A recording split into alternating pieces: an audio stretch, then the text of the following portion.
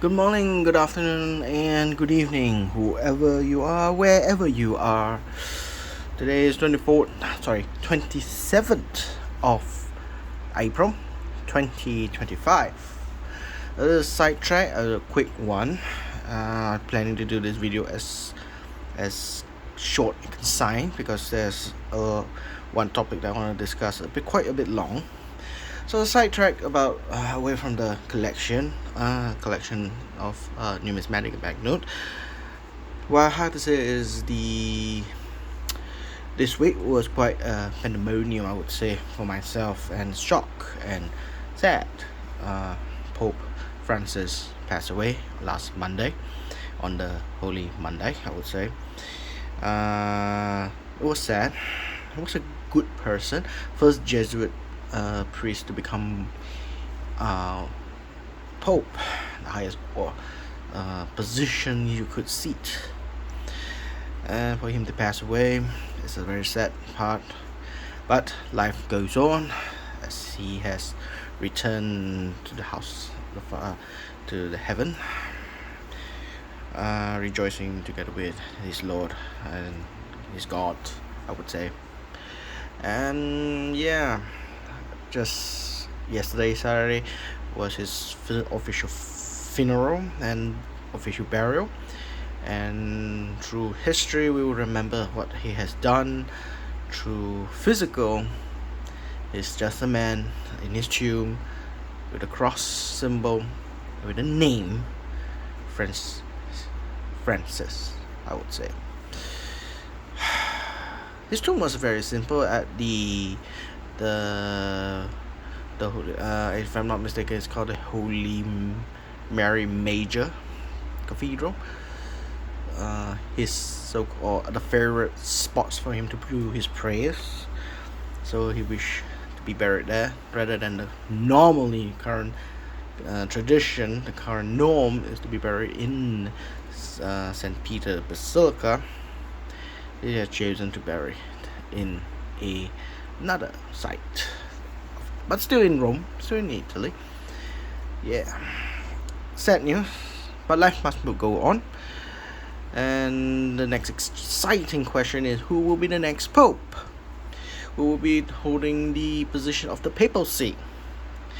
And if you ask me, I think it would be best, if you ask me if I make a choice, I would say for the image and for continuity of Francis' work, would be someone from Asia, specifically in Philippines, who walks the same path as he did, for the poor, being a poor, for the orphan, for the sick, and for the weak, and also for the poor and the old. And I hope he would win. Of course, if the majority of the cardinals, 130 over cardinals, choose a path alternative to go against Francis, the late Pope's work, they can revert back to conservatism. Traditionalists, there will be greater chance. Either they vote for a person from Hungary, in Europe, for the next Pope, or for the first time an African Pope from Ghana. But both of these countries, they would follow a more traditional path, probably same as Benedict the sixth. Same thing as Benedict.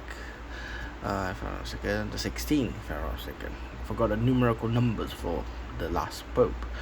2 Pope before that. Yeah. So yeah. That's one part of the news. The other part of the news, of course, is economic. United States, Donald Trump, tariffs. How the country of the world is in trouble. Now, of course, many countries would all be stabilized because the technique of Trump is trying to do is like business. You attack first, then negotiate. Whilst the original strategy is to actually negotiate.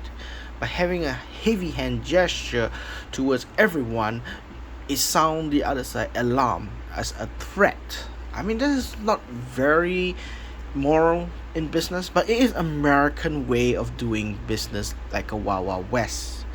American businesses try to negotiate is very like what you see in Hollywood movies. They threaten you in a great punch, and it will come to negotiation in the end. Quite subtle and peril. So that's what Trump is doing. So a lot of people should consider thinking that all this tariff is bullshit. It's just BS. It's not gonna really doing it, and because he just wants you to feel the so-called alert or the threats that he throw in. It's kind of fake threats, but very much he really wants behind that threat is, come on, sit down with me, let's negotiate. I'm willing to negotiate a better deal with you, and I'm really not gonna do this tariff horse ransom on you. It's just a joke. Something like that. That kind of image you would feel if you're politicians or world leaders.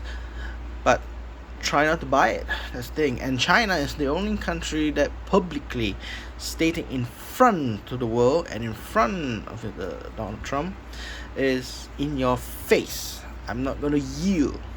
I'm going to talk to you. I'm going to do a negotiation with you. And that's what current leaders in China is doing. Even the threat becomes reality, going to 200 over 40% tariffs, or officially 145% tariffs. Whether it's going to go to 245, we don't know. But anyway, if it really does happen, officially, all manufacturing goods will be that expensive. Of course, certain electronic goods that America has said they're going to relax it. Well, China can actually fight back by saying ban export to America those electronic goods that America has reduced that tariff to 10% from China, whereas the other products they want to increase it to 245%. So China can play a lot of flexibility in this, and one of the greatest flexibility that People's Republic of China, where we call them the Red Commies, is they have gone through hardship, and they can relive again in those trenches of hardship. To China, this is an economic war of attrition. How long would the country last of destabilized economy when people are becoming desperate for money, desperate for this, desperate for that, desperate for job, desperate for food? I think China has the stomach and has the will to do that, and they have learned those lessons through Cultural Revolution, the Great Famine, the Iron Rice Bowl policies, and so forth during the 1960s, the 70s. China was very poor and very hungry, and they have went through those times. They learned their mistakes, and they know how to resist those problems, even if the contingency plan that externally from the country is being threatened, like what is America doing. China has the ability to sustain themselves, and that is why now a lot of the needed products, food, basic necessity goods, are made in China. When they are made in China, they are domestically safe. So if you're telling about attrition and so forth, the basic necessities are there. The basic goods are there. China is so big. The economy, the society structure is so dynamic. They're able to trade among themselves with ease, without problem. So if you ask me, China and America, when they go to economic war, this is about attrition. How long could they last? I think China can last even longer than America. The only way America is going to succeed this so-called battle is they actually go physically war with China, which internationally it will be very, very hard to convince the Allied forces to fight and justify to fight against China. Probably the most easiest way is saying is, Taiwan declared independence, becoming Republic of Taiwan rather than becoming Republic of China, then the instigation can be justified because the treaty to protect the islands and guarantee their sovereignty may trigger the war. That's the only path of legality to go to war against mainland China. Other than that, there is no footing for America to justify a war with the People's Republic of China, the PRC. Anyway, that is the news for this week, and hopefully we're gonna next week, probably in Vatican City, the next big news is who's going to be the next pope, and I'm much more anticipating that than others. So anyway, back to what we are doing here. Now this week I actually got some pretty new notes. Lately, actually, these are the notes that I got today. There are other notes that I put previously. I got some other notes that I didn't do, some video clips, which are, let me see, yeah, a little bit this one, and this one from America, and probably from China. I just got to go through a little glimpse of it. This one and this one. Yeah, I'll go through real quick because there are so many and I actually quite need to do something else, although it's Sunday for me today, but yeah, I have to rush on something else. So yeah, I'm just going to glance through very quickly. But actually, one thing I'm going to talk long about is actually the note I just graded. That one I have some issue that I want to talk about. So the first thing I'll go through is this one, the Manchuria one. Now if you look at my previous video, I've actually got the Manchurian note for the 100 yuan for Manchukuo. Now the other one I got one is much more rarer, which is actually 6 serial numbers. This one is 7 serial numbers. So it's the same as the other one I had, but this one is basically, it has, yeah, I don't know if you can see it, is that it has 7 serial numbers, which is the common one. So the price wise is much more cheaper. I got this one as a set with the ones, as a lot, 3 pieces in one bidding lot. So I got them all for quite a good reasonable price, about, would say 200 ringgit for both, for all this. Yeah, the significant one, like this one, 2 of this. Now there are 3 variation of this. One is this variation with the back with a green color and a temple, and same thing, it has this block number and the serial number. The back will be different, will be kind of similar with the other one, that is brown color state symbol without no landscape, no temples or anything, but it has enlarged the laws here with this and this, like a butterfly kind of shape. And then another one is just the block number, no serial number. Those are the 3. Currently for 1 yuan is I've got only this, the first variation. The other 2, I'm still looking for it. But anyway, Manchukuo banknotes, there are quite number of them. Some of them are expensive to get, especially like the 1000 yuan, which only printed few months before the end of the Second World War when Japanese surrendered. So that one is much more harder and more expensive and more rare to get. Beats the historic events. That's what justify of the price. So yeah. So that's the Manchukuo that I've got from the auction house. I've got it. I'm just gonna pop it back in here. Put it one side. Just put it one side here. Space. Next is, yeah, I got this one. It's a Bank of Communication, 5 yuan, national currency. Now some people might ask, now during the Republic of China they have quasi situation, decentralized banking system, because the country was not unified and they're in constant war and so forth, ranging for position.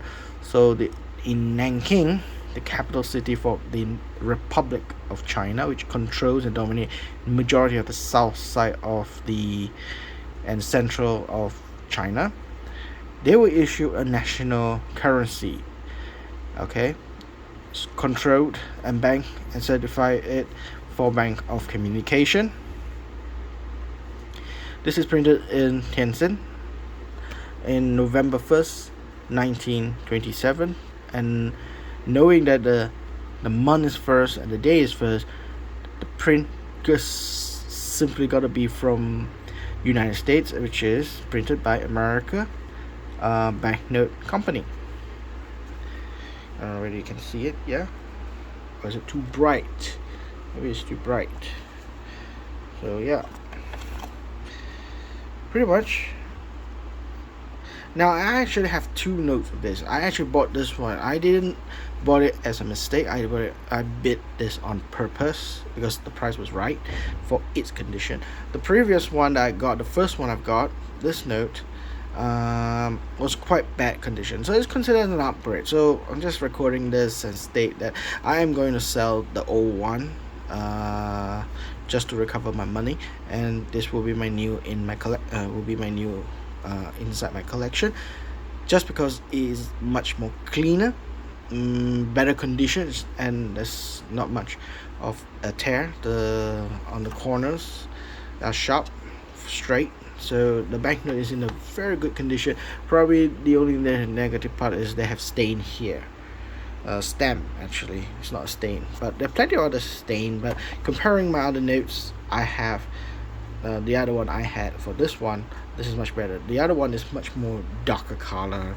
Stain was everywhere and so forth. This is much brighter the color, so I'm keeping that. I'm gonna sell that. Next price of my note that I've bought is this £50 Bank of England, printed 1984 to or 81 to 1988. This is one of the last pieces in my collection for this version before they revise the design overall. And I already have the £5, £1.20, I have that, and the £10, I have that. It's just that the 50 quid, I don't have it, and I finally managed to get one from the bid at a great price.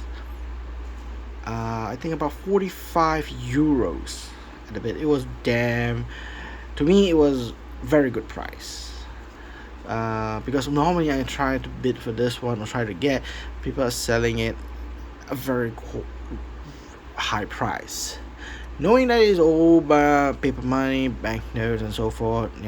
And with the passing of Her Majesty Queen Elizabeth, price of her face value is supposed to go up significantly. But I've managed to get one of these notes for my collection, so it's beautiful. I like the notes, especially the majestic of Her Majesty, the crown and the garment she's wearing is very royalty compared to other notes that she's on the photo. I still like this one better. And of course, behind the note is the architect who designed the cathedral. I forgot the name. I think this cathedral, I forgot the name of it actually. But his is Sir Christopher Warren, who actually designed the cathedral in London. I forgot the name of it. If I'm not, it's Canterbury, if I'm not mistaken.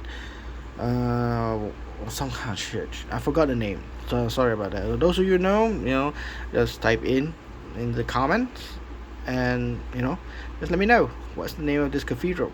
But I like how the design on this note, the monumental big, of course I think is out of proportion, but for the sake of expression, they highlighted the cathedral like enormous size, and every other buildings, the houses, the docks and so forth are so insignificantly small. But of course in reality they are quite balancing out, and most of it you can see the dome as the main building as the highest top of a cityscape of London at that time. And I like it when they draw out the floor plan of the cathedral. It is really a celebration of Sir Christopher Wren's work as the architect. So that's the £50. Next, what we go in is something that is, to me, it was a great surprise. I've got this note, one of my lucky notes that I've got from auction. If everything serves me right, this note do cost huge money. This thing is pretty hard to find outside of Australia. I just put it that way. This is a £1 Commonwealth Bank of Australia, £1 note. This is one of the generation. As you can see, the back one I have, that one would be roughly around 2,500 ringgit. This one would be bunk about.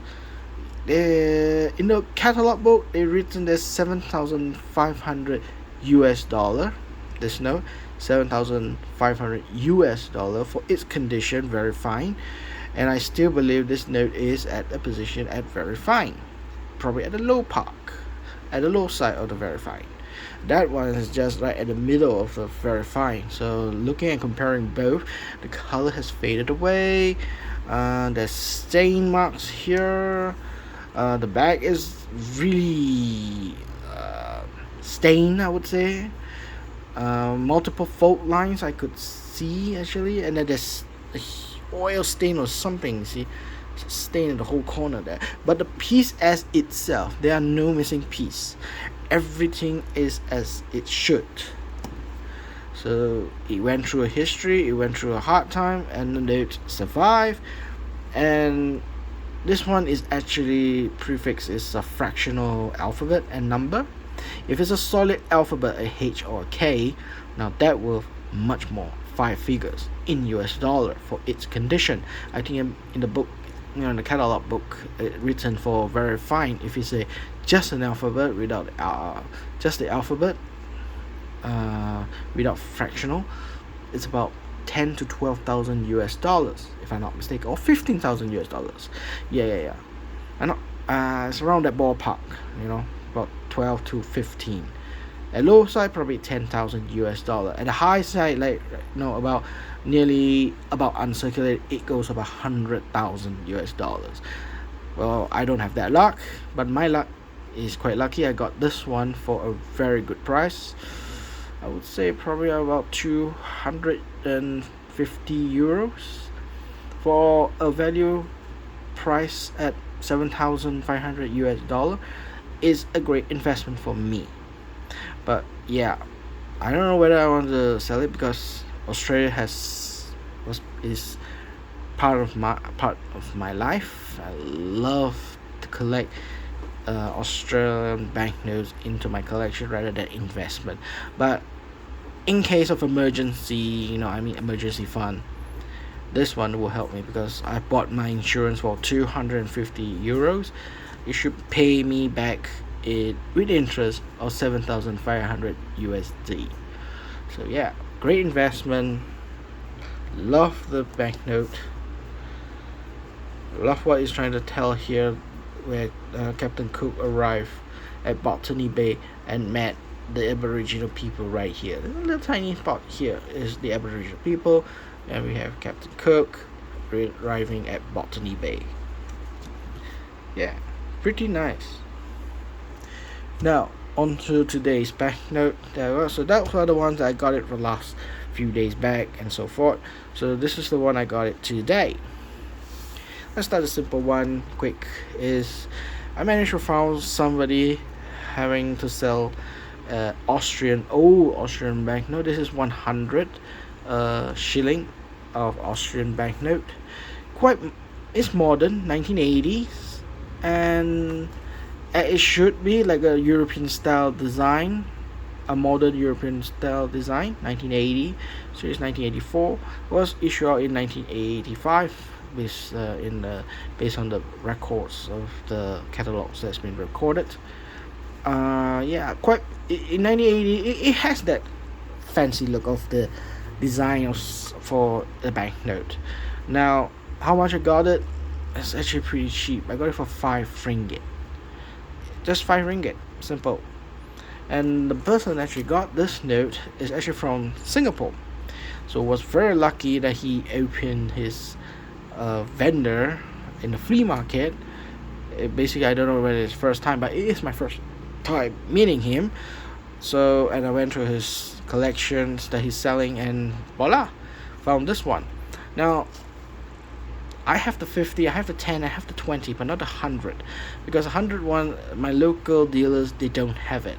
So since they have it, that's why it's in my collection, and that's why I bought it. So the next one would be the higher denominations, like 1,000, 2,000 shillings. Now those are the much more expensive because the denomination is higher and more expensive.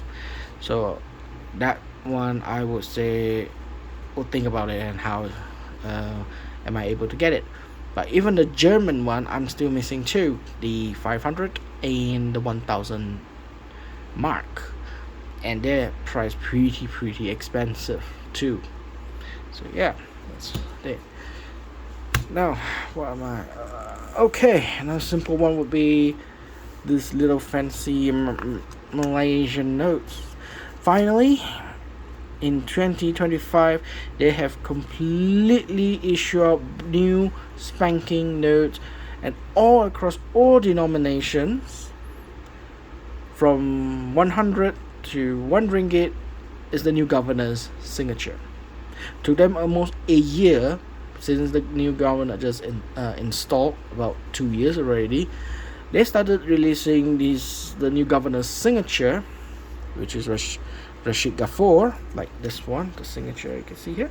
This is Rashid Ghaffur's signature. The last governor was Samshah. So yeah, the only difference is actually the signature. The color of the notes, well, plus minus, you have the same problem like any notes when you mass produce, different tonality or a little bit shifted.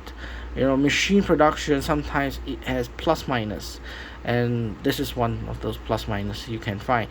And sometimes the ink is a mixture, which is kind of very local, because it's the era of human production, the mixing of the color, so it does have mixed error. You see the last prefix for Samshah is much more brighter green. The first prefix for Rashid Ghaffur is much more darker. You can see the tonalities there. So yeah, this year they finally issued new 5 ringgit note for the new governor, which will start with EE. The serial number EE is the first prefix, and the ED will be the last prefix for the last governor, the former governor Samshah. So that's 5. And the other one that I noticed is now this one, the first prefix and the last prefix, the two of those two governors, I got this very reasonable price actually. I got this for 16 ringgit, means I actually paid 8 ringgit each. Now originally he was charging 10 ringgit each for 20 bucks, but since it's kind of his local repeat buyers and so forth, a loyal customer or loyal client, as most people would say in the business, it gave me a more reasonable price. So he cuts 2 ringgit as discount, which is like 20% discount for both. So it's a very good discount. So I just pay extra 3 ringgit from its face value of 5 plus 3, 8 ringgit each. I think it is worth the buy, if you ask me. The other one was the 1 ringgit. Now the 1 ringgit, this one is a general prefix. Normal is UP.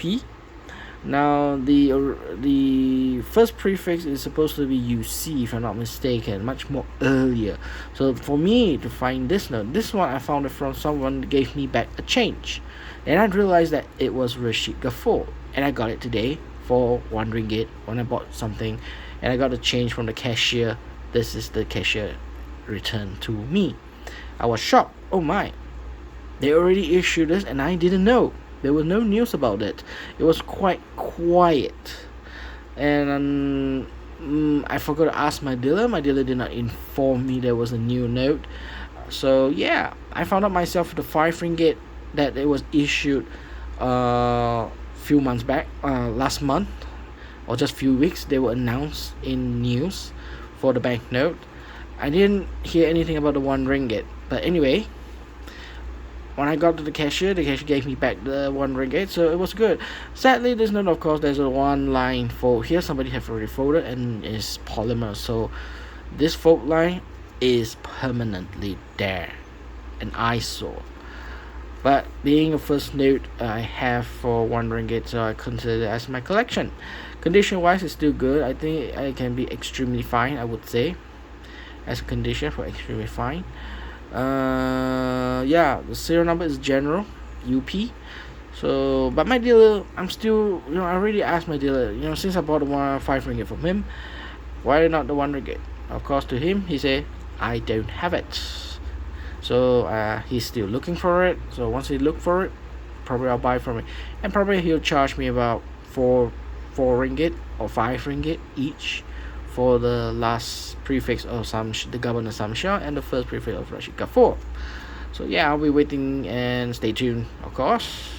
We're getting this note really soon for the first prefix for Rashid Ghaffur. But anyway, I got the general note, general prefix, and just went up. Okay, clearing out what I've already got for this week. Now I have certain things that I want to talk about. The other one I got today is actually this. Now, I was very, very honored. Actually, there are a lot of buyers today saw this. The other people, when I say buyers, are other people in the flea market, saw this because I started the story is I actually got a call from my dealer say that, hey, one of your banknote that you sent for grading PMG, and it's already returned. I sent out this grade to grade in PMG on December before Christmas, and it arrived just last week back to Malaysia. So I collected this weekend, which is the only time I'm free to do my hobbies and personal things. So I've got it, and once I collected it, there are a lot of Hawkeye's buyers. Specifically, I noticed who are they are actually from mainland China. The Chinese are scouring like a tourist in a flea market, trying to find the elusive banknotes of their own country. Because as I said in my previous videos, a lot of these Chinese buyers or tourists going to the flea market, they were actually searching for their own country's banknote because it is much cheaper to get it from outside of China. And once they bought it, they'll go back to China and they resell it in a higher price, exorbitant price. If you go to China and look for exactly the same note, they're gonna charge really, really high. I basically in this condition at a grade very fine 25, selling in China, graded, probably I could get 3,000 to 4,000 ringgit. But over here, I probably will only get about, if I'm desperate to sell it, of course, probably at 2,500 to 3,000 ringgit at best, because it's graded as if it's not graded, probably about 1,800 to 2,000 ringgit at price.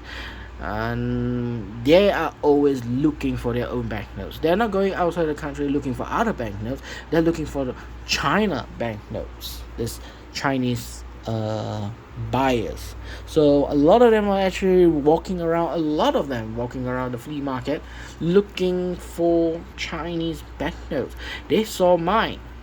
I just collected from my dealers from their hand, just a couple about seconds, and there are already people asking, how much were you willing to sell? Are you selling it? I said, it is my only note. My only note. I'm keeping it. Unless I have two notes. My principle is, if I have two notes, then I will sell the least condition one. This is my only and first note that I got for this type, 1956 5 yuan. This is the only note I have. And then according to it, is graded watermark open star, block number 159. Let me verify that is 159. As you can see, the Roman number is 159. So if you ask me, it's pretty darn fine. Of course, the comment is there's a tear right here, there's a tear right here, going through here, there's a tear.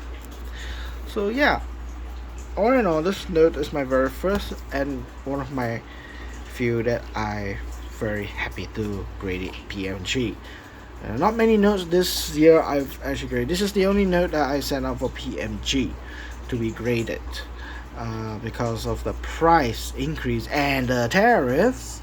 A lot of the CGS and PMG, NGS, if I'm not mistaken, have increased their price. Yeah, they have increased their price because US dollar have way down, is weakened, so 10 has weakened. Yeah, so they actually announced to raise the price. It's getting more expensive to do this. So if a lot of times in my country, they'll probably go local. It's a shift. They probably will go more and more this year. They will grade in local companies like TQG, which I actually did this year. Sent 3 of my notes to TQG to grade last month. So probably I'll get it back in next week or in 2 weeks time for my notes there. So that will be another session in the future. Guarantee I will be doing a video. But yeah, I will talk about this note. Now, for those who are expert collectors or professional collectors or enthusiast collectors for mainland China banknotes, you would see something wrong with this. And I don't know whether it's right for me to say it or am I wrong. I would like to hear more comments on this one, and if anybody could help me. PMG actually graded this correctly for the grading condition. Always the grading condition I'm okay, but and the comments they put, I'm basically okay with it. But the details, again, I find this disturbingly wrong. Coming from PMG, a very first class graders, third party grading company, can make a mistake. Now those of you know what is the mistake, you probably would be screaming. But yeah, the first clue from just looking at it here is this block number 159. Now I'm not saying that this is wrong because it's different from the banknote. The banknote does say 159 IV. Sorry, IVIX. IX means 9. Sorry, in the Roman number. So they got it correct. The serial number is correct. But what is the 159 is all about? Now, according to 159, okay, in this banknote, is not an open star watermark. I repeat, it's not supposed to be labeled as an open star banknote. Now, according to PMG, there are 2 types of watermarks, which is recorded very well in the Chinese Numismatic Association and communities in mainland China, and also in PMG's article in the web page. There are open star, and there is the one they call many names. Some might call it seagull, some might call it wings and star, which normally PMG would write wing and star. Now some might call it cloud patterns. So if you ask me, one of the research that I find, and I actually look under the light for this note, is that it's actually not open star. It's actually seagull, or they call it, PMG will call it and label it officially as wings and stars. So the first clue, without looking at under the microscope or under the light for the watermark, the numbers will already tell you, because it is very, very recorded. Let me jump out a little bit. Let me find my article on that. Give me about 2 minutes, 1 minute. A real quick one. Web page. Sorry about this. I actually come very impromptu, and I like to do my videos impromptu.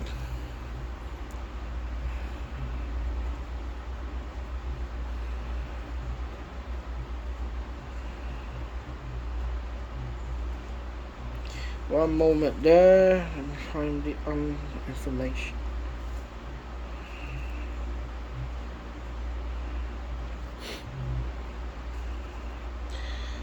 The information that I had.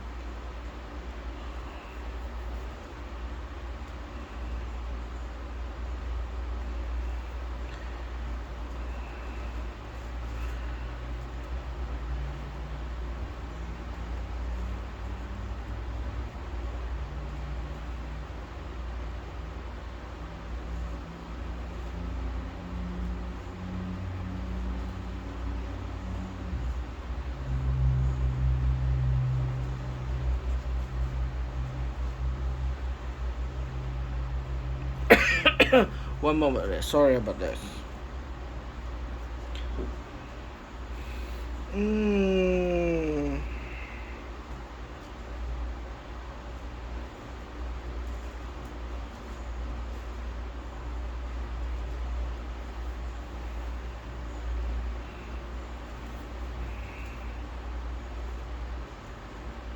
Here we are.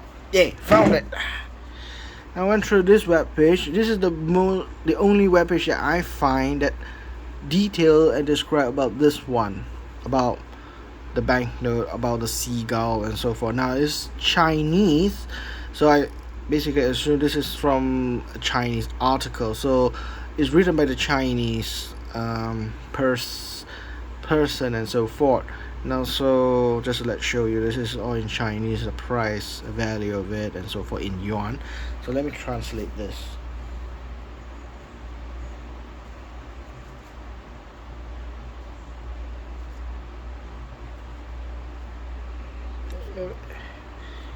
So translate it. There you have it. Go back there.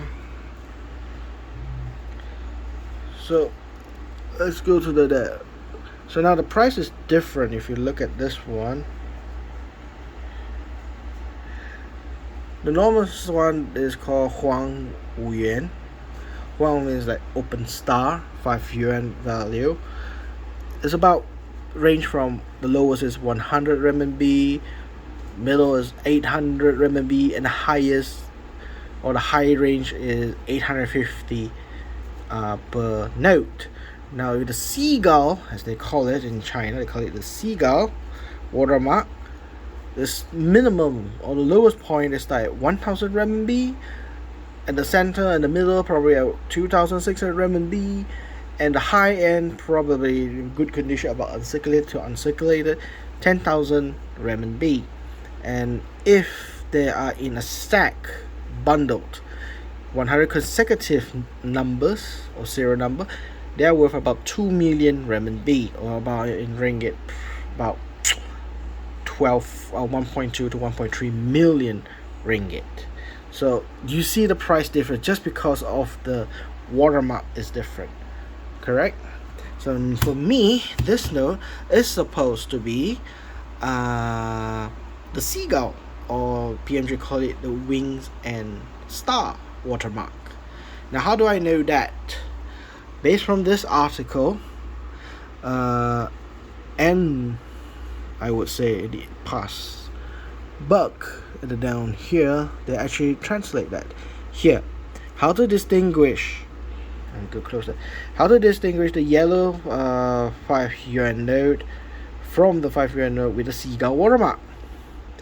So they tell you all the store things and so forth. As you can see, the seagull watermark has other names. It's so-called cloud map, or plum blossom and star, and PMG call it wings and star, and another one is seagull watermark.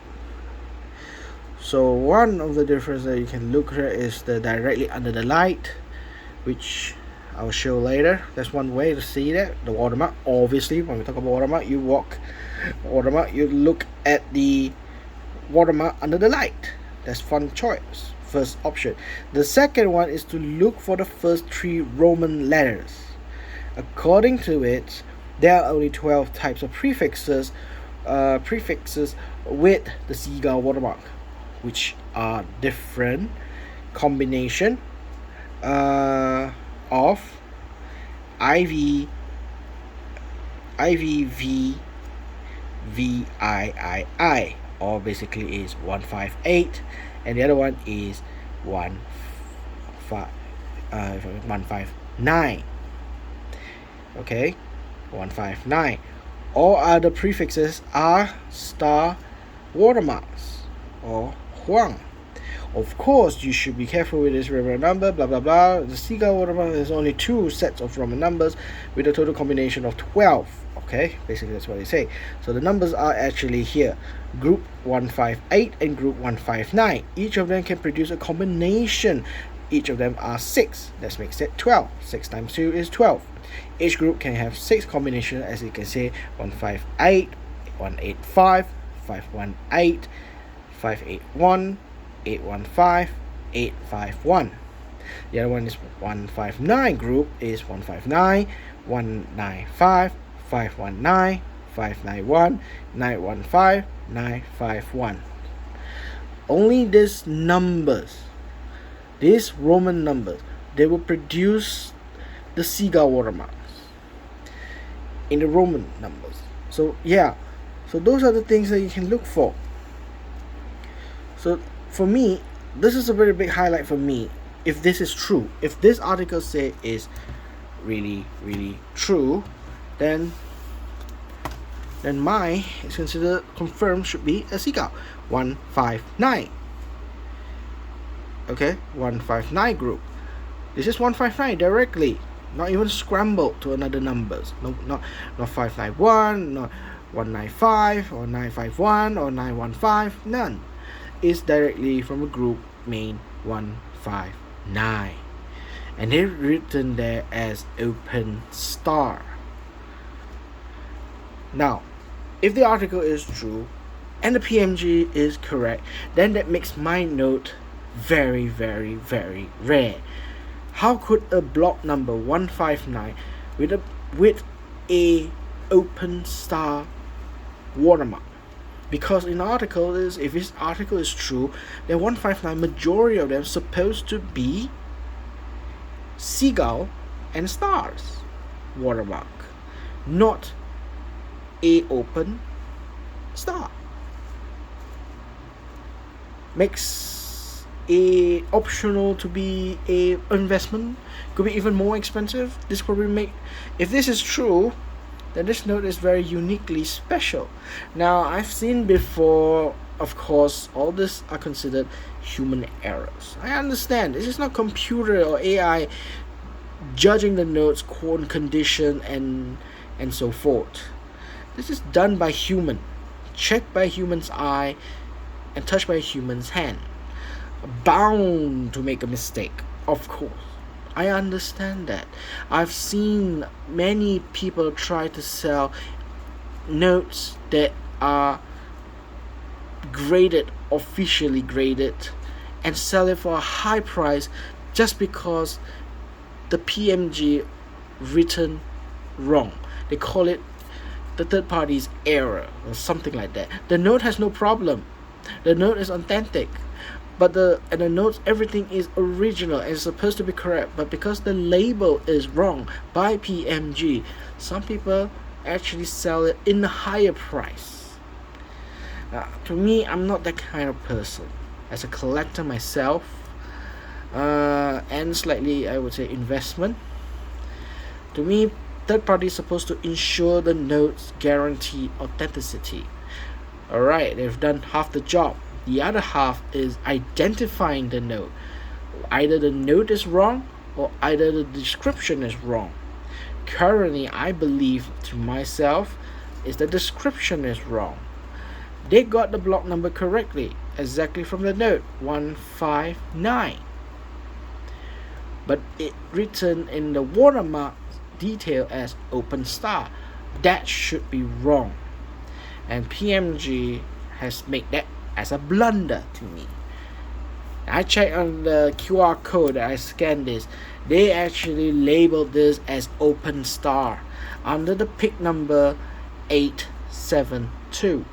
Where else the ones with the seagull watermark is 872A. So in the future, when I'm going to sell this note, if I got a better note than this, probably at 30 or 35 or EPQ, on some long future I might think of getting, and I decide to sell this one.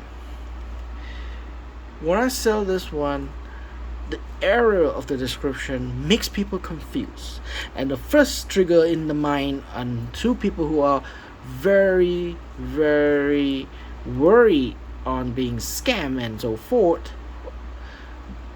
is they're going to turn this off away. They're not going to buy it because the risk is attached to that.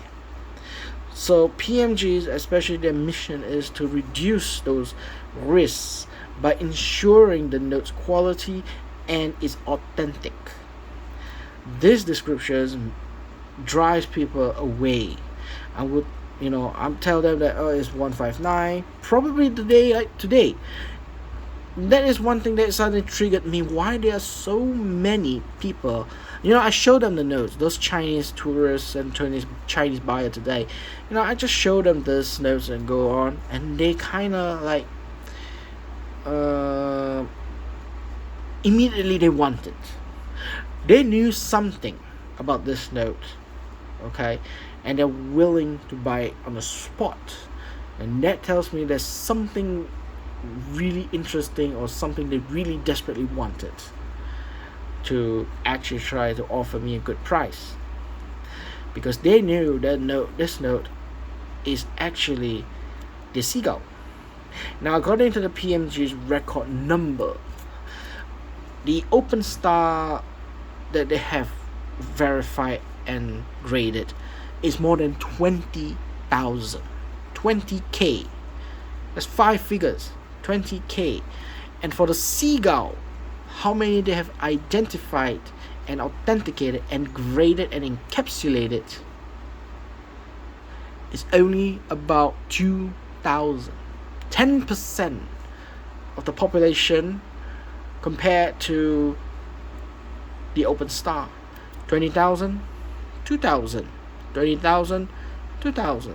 So when I actually send for grading, I actually make a video before I send the grading. I realize that this is actually a seagull. It is not a regular one. But when I bought this note raw, it was treated as unknown.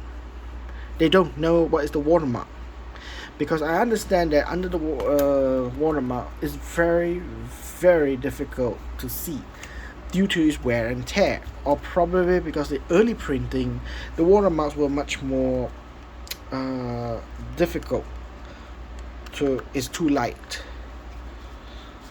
So to me, I can see it under the light.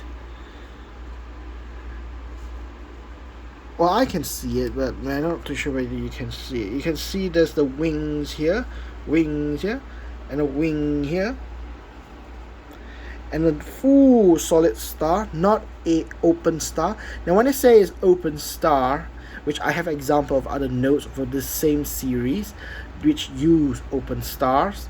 The star actually has just the line of the star, and inside the star is actually hollow. Just the note. All this is star here, as you can see. This is a solid star. This is a seagull, or the cloud wings. This is a seagull, as you can see here. Look like a seagull. And other places that I can see. Now, the note is condition wise is as it is very fine, but the wear and tear is there. So the watermarks tend to disappear, and it's very difficult to see the watermark because all these centers, they use dark color, the brown colors. So the intaglio is full on makeup pose onto the note.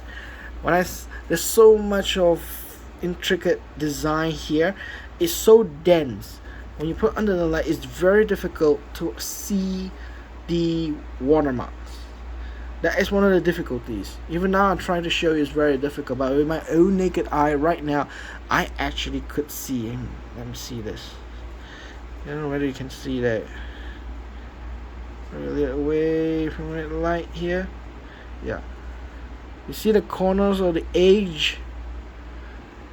It is like wings at the end there, but I can see it with my eyes, but I don't know the video can justify it, can see it. It's very difficult, but one of the examples here is very easy to see. So yeah, there's a solid star, the wings are here.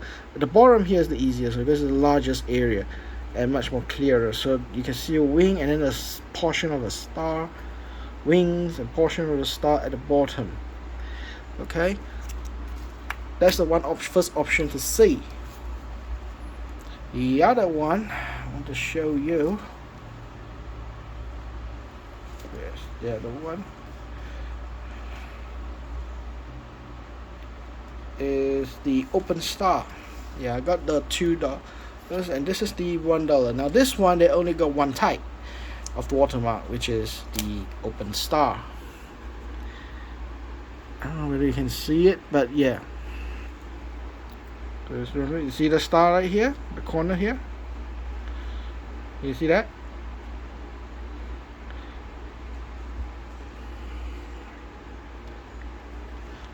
I don't know whether you can see it, but yeah, I'm trying to justify it as much as I could. There you go.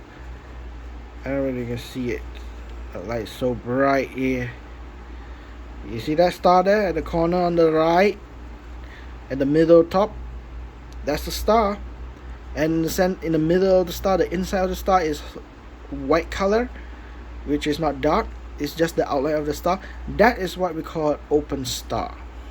That is what it meant to be open star. There's another star here. You can see the square. But because of the poor condition of the paper and probably the printing at that time, it's very, very difficult to see the star. And especially when they have a very heavy intaglio print like this, tendency is very, very it makes it even more difficult. So bright areas, like sometimes you can flash a light in this kind of area, you can see the stars. So that's how I see it. Another one that I want to show is the wings and stars, or seagull. Now the 2 renminbi or 2 yuan only has one. It only has one watermark, which is the seagull. So under the lights, this one probably will be easier a bit to see because the paper condition is much better. But again, due to heavy intaglio, it's very difficult to see under this area. But probably at the open area like this, you can see the stars. Yeah, you can see the stars there, and the wings here.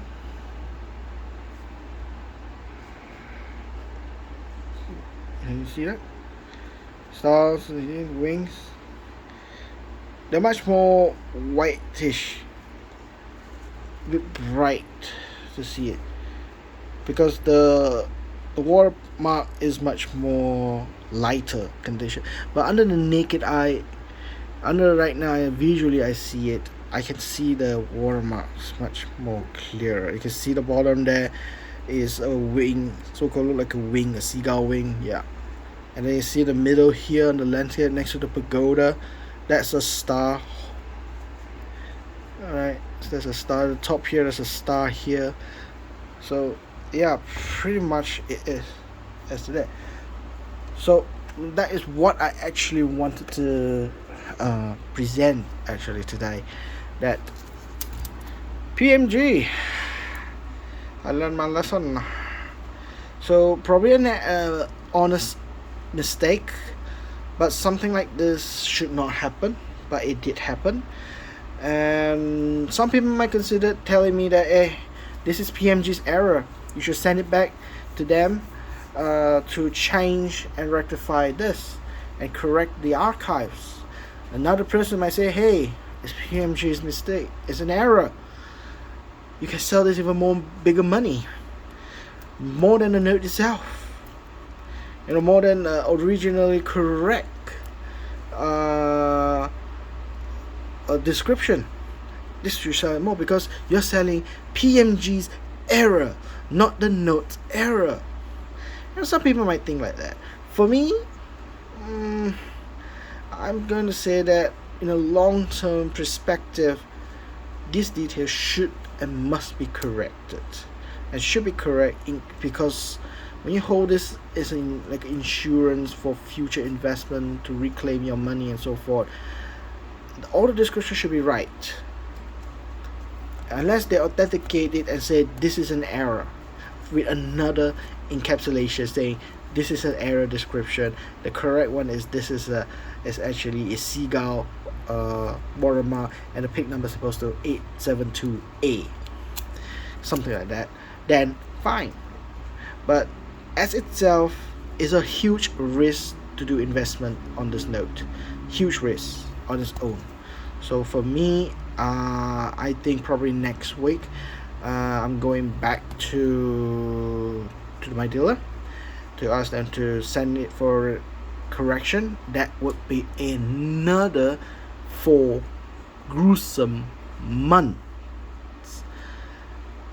I just got it today, and this is the mistake, and then I'm gonna hold this and enjoy this view for 1 week, and then I'm going to send it back again, and another wait for another 4 months. Yeah, it's gonna be a taxing one in my possession. But probably that's the trigger today. It triggers me because a lot of the Chinese people were excited to buy this one, and I kind of realized why. They didn't tell me, fine, because I told them it's PMG graded, should be correct, but they didn't tell me that the PMG is wrong, and they realized the block number is there, and they keep on looking under the lights. They keep on putting it under the lights to see it. I thought they were very fascinated to know, and yeah, they do are fascinated because they're looking for the seagull watermark. Is it true? They want to identify whether this is wrong or this is wrong. And finally, I realized the note is correct, the description is wrong. The grading of the description, the details are wrong. Grading level correct, description wrong. So that is what I wanted to highlight on this note for today. Again, thank you very much, ladies and gentlemen. That is all for today. My next video probably will come in once I got my other goods. I believe I have 3 notes that I've received. Probably I'll do that on next week, probably on Thursday during May Day, 1st of May, which is the important day, I would say.